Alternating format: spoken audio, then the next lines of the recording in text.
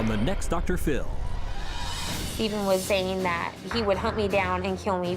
This mother tried to protect herself and her son. It was a third attempt to get my restraining order. But the judge didn't believe her. 10 days later, his father killed their 9-month-old son, Wyatt. We have a system that is broken. Plus, I fought to have their father have supervised visits. He drugged them, he stabbed my youngest. Nobody listened.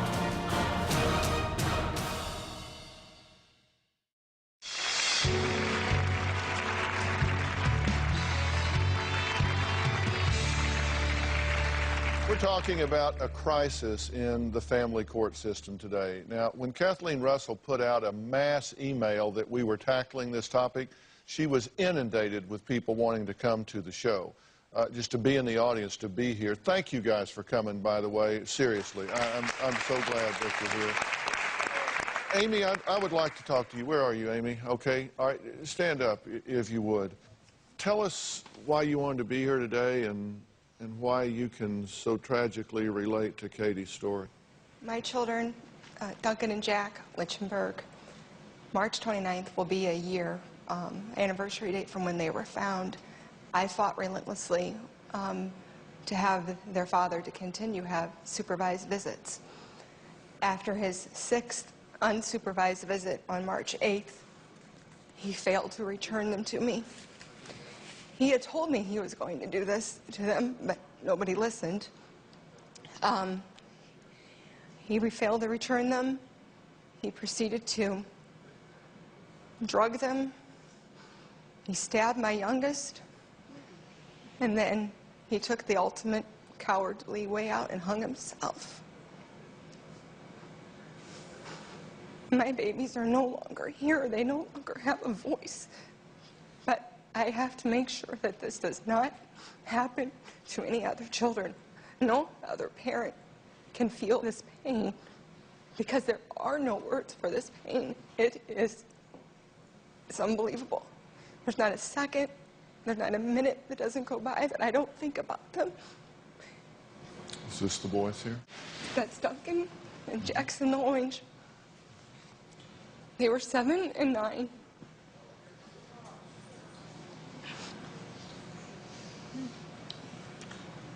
Nobody listened. Nobody heard. No.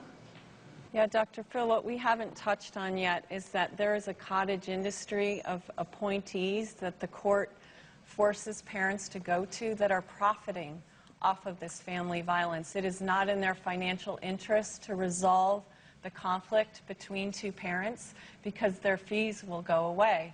That's why people like Cindy are caught in the system for 8 years plus. And we know moms who've been in the system for 15 years. And these professionals are not regulated, their fees are not regulated, and they are bankrupting these families, and they're making a profit by placing these children in harm's way. Well, we'll be right back.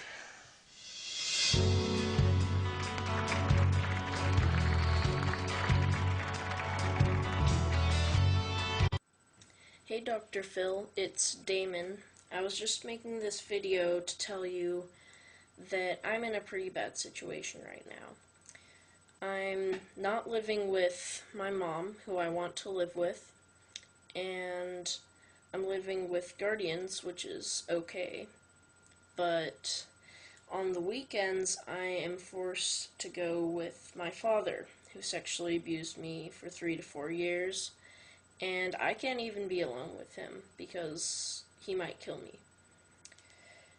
I wanted to tell you that because I think that you can really help me, and it would be greatly appreciated. Thank you very much. Tell me about the court and the judge. How did that come about? 4 years ago, this case with my sister started heating up. We started going in and it started becoming a custody battle. Then the sexual abuse came out from my sister, and she had told CPS and daycare and all of that, and so that came up in court, and a private investigator asked me, it was the first one I ever told, what my dad had done to me. And from then on, I went to court, and then they wouldn't allow me in. I went to court, they wouldn't allow me to testify, and then finally I was allowed to. And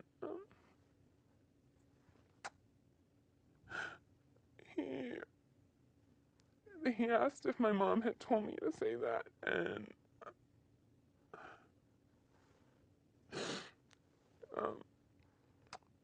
my sister's attorney said, well, there's no evidence, and basically in the court what they said was that I was lying, and that my mom had brainwashed me into saying this just so my ex-stepmom could have custody.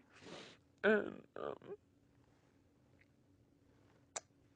after that, I went to CPS again, and I talked to them, and I told them point blank, I said, I am trusting you with this information, that you will do your job and protect my sister, and they didn't. They told me.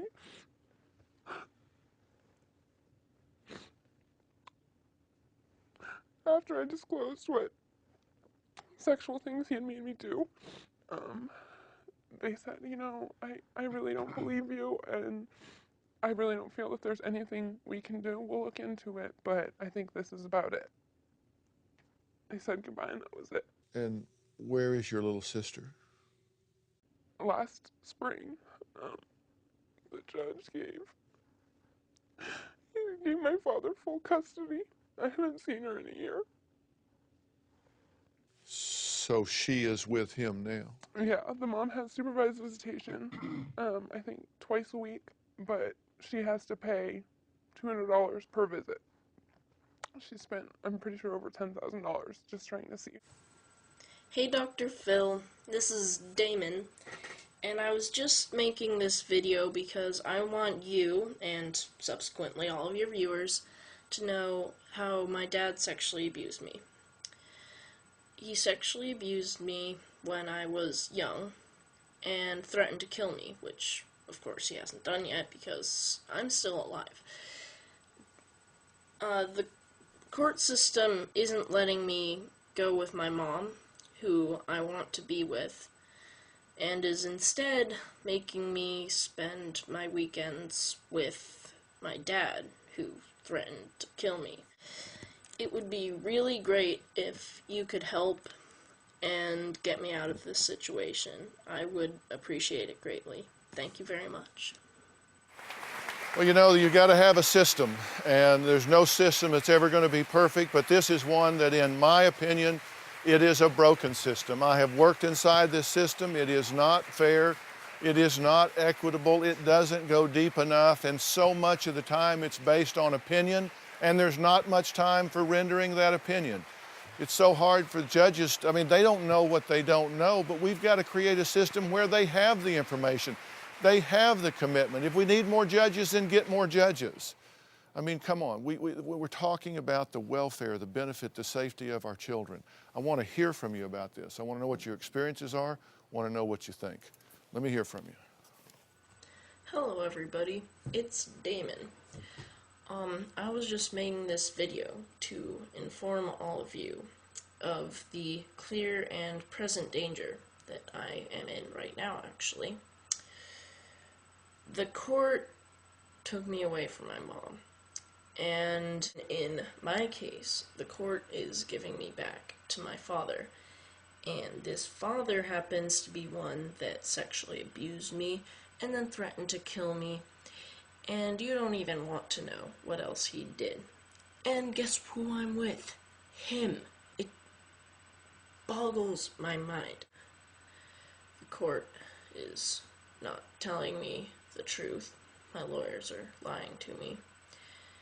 And yeah, that's pretty much it. The whole thing is screwed up. The lawyers are not fighting for me. The judge doesn't give a hoot about how I'm doing, and no one does. No one. I don't have anyone for me except for my mother.